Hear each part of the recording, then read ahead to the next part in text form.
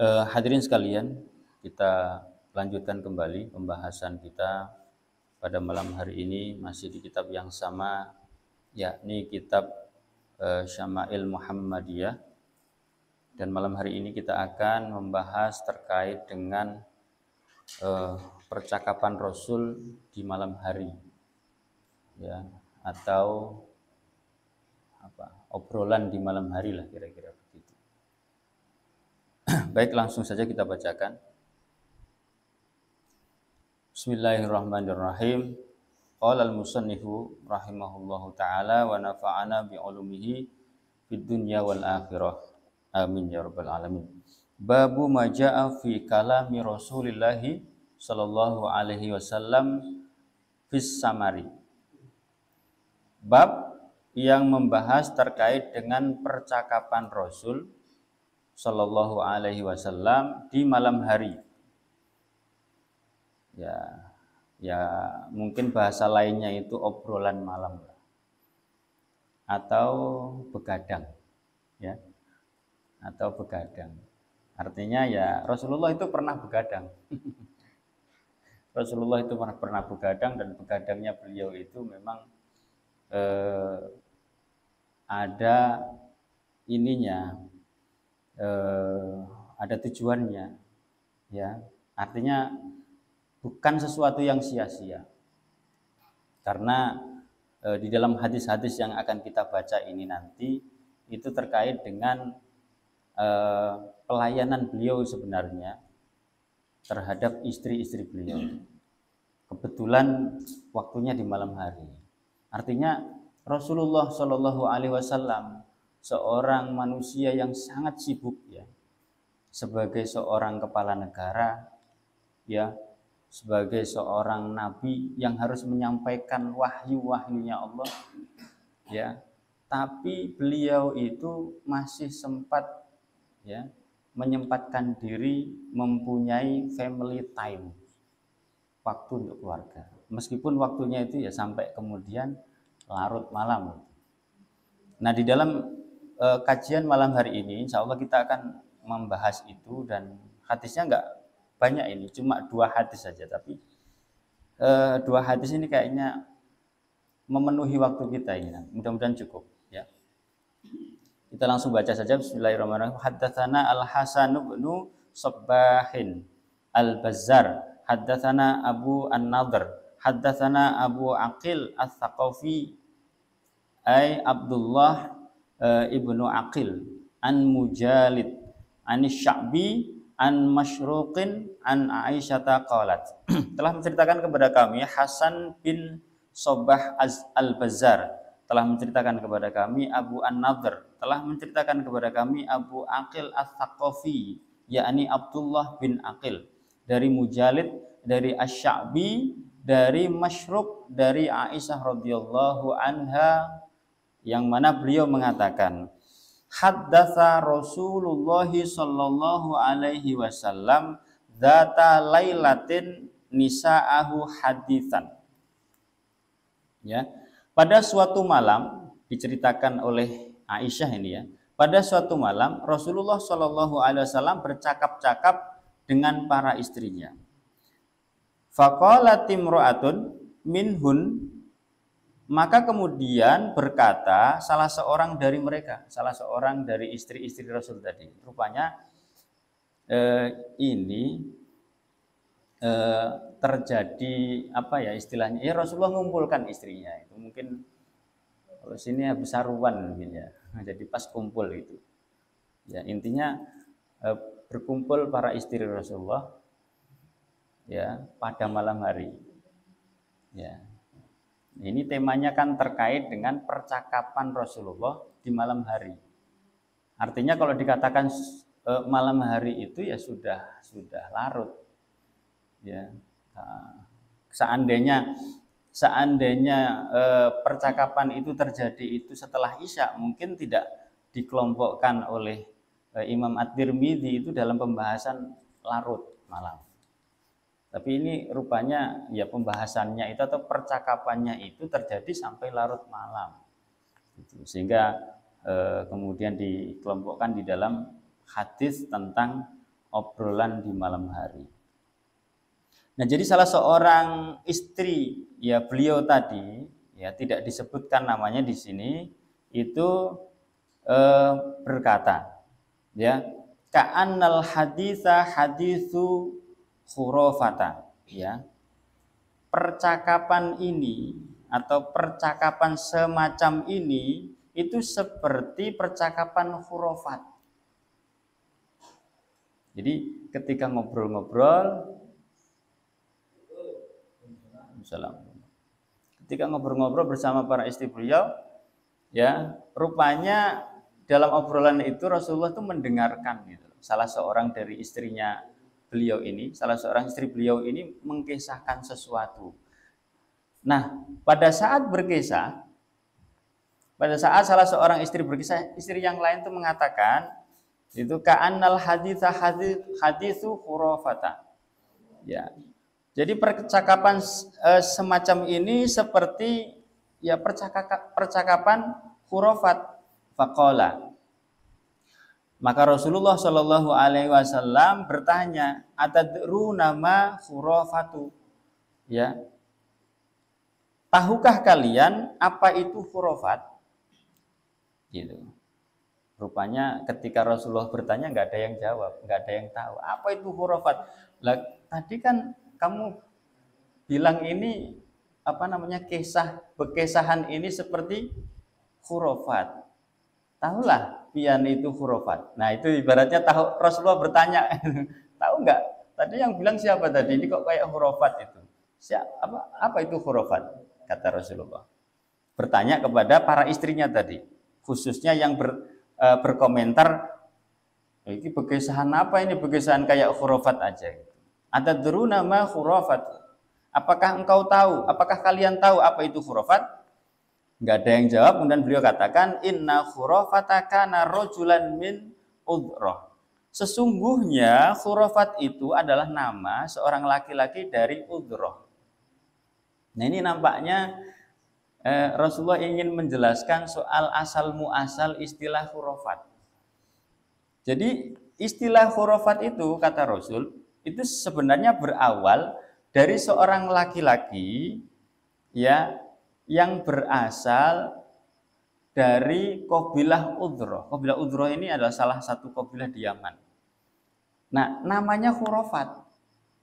Ya, laki-laki itu namanya khurafah gitu ya. Bukan khurafat. Khurafat itu kan jamak. Khurafah.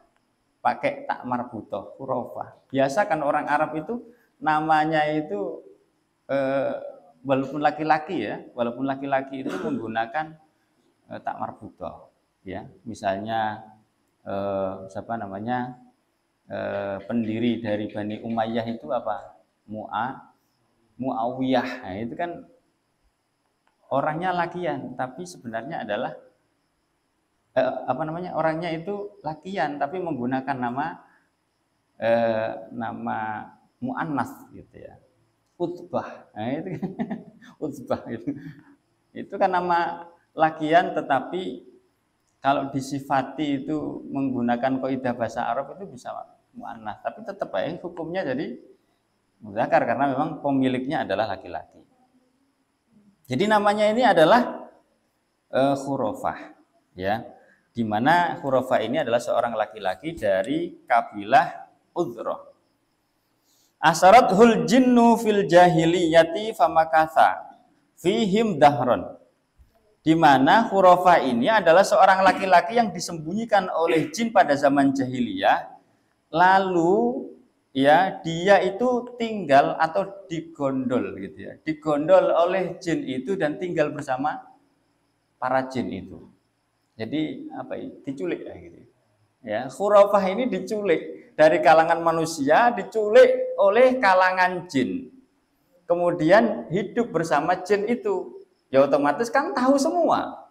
Ya, apa yang dilakukan jin, mungkin bisa terbang, mungkin seperti manusia kemudian berubah menjadi binatang gitu kan gitu, dan mungkin bentuknya macam-macam itu ya, sehingga dia mendapatkan banyak cerita, banyak fakta yang dia lihat begitu.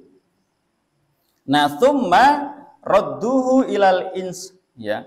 Kemudian para jin itu mengembalikan dia ke alam manusia. Ya. Fakana yuhadditsun nasa bima ra'a fihim minal a'ajibi, maka kemudian ia menceritakan kepada manusia tentang keajaiban-keajaiban yang ia lihat di alam jin itu. Gitu. Ya, ceritanya ajaib-ajaib kan? Ya, ceritanya ya mungkin ajaib itu maksudnya itu nggak bisa dicerna oleh akal gitu loh, nggak rasional, nggak masuk akal gitu ya, itu aneh-aneh gitu. Maka kemudian faqalan nasu haditsu khurafata, maka berdasarkan cerita-cerita yang disampaikan oleh khurafat tadi, orang-orang yang menceritakan dengan cerita yang sama itu kemudian disebut dengan itu cerita khurafat. Pahamlah ya. Jadi istilah khurafat itu memang melekat pada orang awalnya itu. Tapi orang ini kan diculik oleh jin. Karena diculik oleh jin, hidup bersama para jin itu, kemudian melihat fakta-fakta yang enggak umum terjadi pada manusia. Setelah dikembalikan, ya cerita. Ya cerita kepada kawan-kawannya, cerita kepada manusia yang lain itu. Ya orang-orang yang mendengarnya ya aneh-aneh. Ya aneh ini itu. Ya, sehingga apa? Sehingga setiap orang yang bercerita seperti ceritanya khurafat akhirnya dikatakan sebagai cerita khurafat itu. Ceritanya khurafat. Jadi awal munculnya cerita khurafat itu. Ya. Nah, hadirin sekalian yang dimuliakan oleh Allah. Hadis ini itu bercerita tentang percakapan Rasulullah SAW sebenarnya ya bersama para istrinya ya di malam hari. Gitu. Yang mana ya obrolannya itu sampai larut malam lah kira-kira. Mungkin saking asyiknya. Ya. Nah, ya biasanya kalau yang bercerita itu ya para istri Rasulullah. Rasulullah itu ya mungkin sebagai pendengar setia lah, menyimak begitu ya, menghargai. Karena nggak mungkin kalau kemudian Rasulullah yang cerita kemudian dikomentari, wah itu khurafat, kan nggak mungkin ya. Karena di dalam hadis sebelumnya, sekalipun Rasulullah begayaannya itu benar. Bahwa apa yang disampaikan oleh Rasulullah itu nggak pernah ada yang kosong dari makna. Sehingga kalau dikatakan bahwa yang berkesahan itu kemudian Rasulullah, ya kemudian dikomentari, cerita kayak gini, cerita khurafat ini nggak mungkin. Yang sangat mungkin itu adalah di antara istrinya itu ada yang berkisah. Karena nanti ada kisah di mana Sayyidah Aisyah itu berkisah, Rasulullah mendengarkan. Ya, nampaknya berdua gitu kan. Ya, kemudian berkisahan, mengkisahkan 11 orang wanita, nanti ada kisahnya. Rasulullah mendengarkan gitu sampai tuntas itu kisah itu gitu. Ya. Padahal kisah itu ya sebenarnya kalau dikisahkan itu ya nggak layak gitu. Karena apa? Isinya ghibah. Ya, tapi ya nantilah kita ada ceritanya itu. Yang jelas obrolan malam yang terjadi itu adalah obrolan yang tidak disampaikan oleh Rasul. Ya, tapi terjadi dari kalangan istrinya kemudian dikomentari oleh istri yang lain. Artinya hadirin ya obrolan malam itu atau sampai obrolannya itu sampai begadang itu sebenarnya ya boleh-boleh saja. Ya. Karena di dalam kisah ini itu mengisyaratkan Nabi itu pernah mengalami itu. Dan Rasulullah membiarkan apa yang terjadi itu. Sehingga ya sah-sah saja itu. Selama memang yang dibicarakan itu ada manfaatnya. Gitu. Dan kada terlalu sering lah gitu. Artinya sesekali aja. Karena ada hadis-hadis yang lain yang ya melarang akan hal itu, melarang untuk begadang gitu. Remaja melarang ya. Begadang jangan begadang. Kalau tiada artinya. Jadi begadang boleh saja. Asal ada perlunya. Jadi kalau nggak ada perlunya jangan gitu. Kalau begadang ngobrol malam dalam rangka rapat misalnya, ya nggak apa-apa gitu. Ya. Artinya sesuai aja karena memang ya badan kita itu punya hak untuk diistirahatkan. Jangan sampai ketika ada ngobrol sampai larut malam, kemudian sampai menjadikan tubuh lemah, sampai sholat subuhnya ketinggalan gitu. Ya, kalau bisa kan dilaksanakan berjamaah. Itu enggak susah itu untuk bisa dilakukan kalau kemudian tidak mengistirahatkan lebih awal.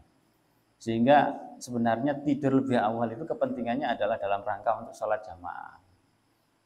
Nah itu ada hadis-hadis yang memang memberikan larangan begadang itu. Tapi dalam hadis ini nampaknya Rasulullah tuh malah mengalami. Ya. Nah kalau melihat kisah ini ya, dalam hadis ini ya, hadirin sekalian yang dimuliakan Allah, ya beliau itu ya sebagai pendengar gitu, sebagai penyimak ya, sampai kemudian dikomentari oleh istri yang lain. Nah dalam hadis ini hadirin sekalian ya disebutkan salah seorang ya yang ngomentari itu adalah salah seorang istri ya, tidak disebutkan di sini. Yang ngomentari tidak disebutkan ya, yang menyatakan bahwa ini ceritanya khurafat, ceritanya aneh, nggak masuk akal gitu. Ya mungkin memang yang diceritakan begitu sehingga wajar lah yang muncul komentarnya itu aneh ini gitu, ajaib gitu. Ya, karena memang khurafat sendiri itu kan di zaman Nabi itu sudah ada, cuma mungkin nggak tahu asal muasalnya gitu. Kenapa kemudian muncul istilah itu gitu? Cuma istilah itu sudah melekat di masyarakat gitu. Bahwa yang namanya khurafat itu adalah cerita ajaib, ya, cerita yang nggak masuk akal dan bahkan mungkin masuk kategori dusta lah gitu. Makanya ada kelompok yang anti TBC itu.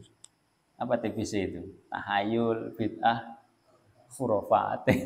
Itu sebenarnya 3 serangkai yang mana sebenarnya ketiganya itu konotasinya itu negatif. Termasuk khurafat itu konotasinya itu negatif. Karena apa? Cenderung yang disampaikan itu adalah kedustaan. Sesuatu yang mengada-ngada lah gitu ya. Kalau misalnya di kalangan kita mungkin istilahnya itu mitos lah. Ya, mitos atau legenda atau apa lagi ya istilah yang lain ya. Sejenis dengan itu. Pamali ya. Contohnya kayak gini nah. Yang namanya ini khurafat itu. Kalau orang itu makan di pintu itu jodohnya jauh. Di orang Jawa itu biasanya kalau nyapu binian, kalau nyapu lantai ya kok kada berasih gitu, itu kayaknya bininya brewok katanya. Maka wayah ini banyak dicari yang brewok. Nah itu contoh kayak gitu, atau legenda apa gitu ya, atau cerita-cerita kancil itu, dongeng-dongeng gitu. Dan banyak lagi lah kalau di kalangan kita ini. Kalau kada melakukan ini maka akan terjadi ini. Nah itu mitos itu khurafat. Ya, jadi kalau nggak ada sandarannya itu ya kada usah dipercaya itu.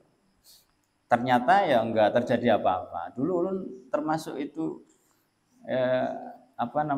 masih ada keyakinan kayak itu. Ternyata kalau kada dijalankan itu ya nggak apa-apa. Contoh kecil itu hadirin sekalian.